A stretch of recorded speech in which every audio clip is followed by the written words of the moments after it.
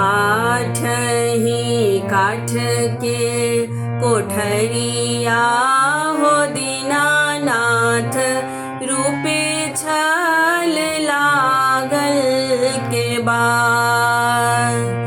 आठही काठ के कोठरिया हो दीनानाथ, रूपे छल लागल के बाद। ताही ऊपर चढ़ी सुतले हो दीनानाथ, बाझिन के बढ़िया धेने ठार।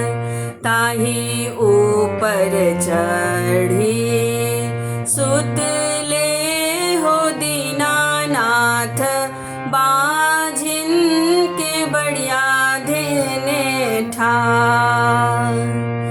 चदर उघारी जब देख ले हो दीनानाथ, कोने संकट परल तोहार।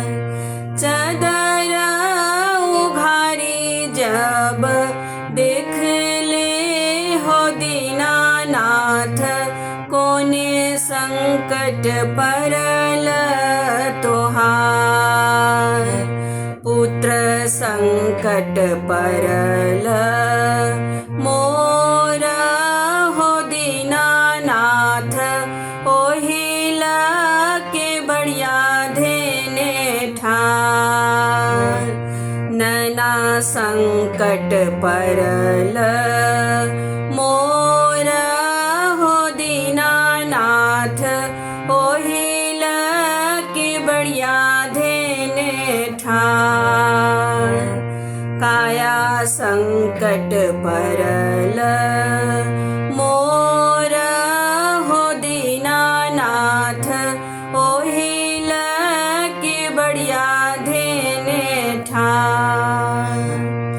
बाझिन के पुत्र जब दिहले हो दीनानाथ, खेलैत कूदैत घर जाय। बाझिन के पुत्र जब दिहले हो दीनानाथ, खेलैत कूदैत घर जाय। अन्हरा के आँख देल, कोढ़िया के काया देल, हँसैत बोलैत घर जाय।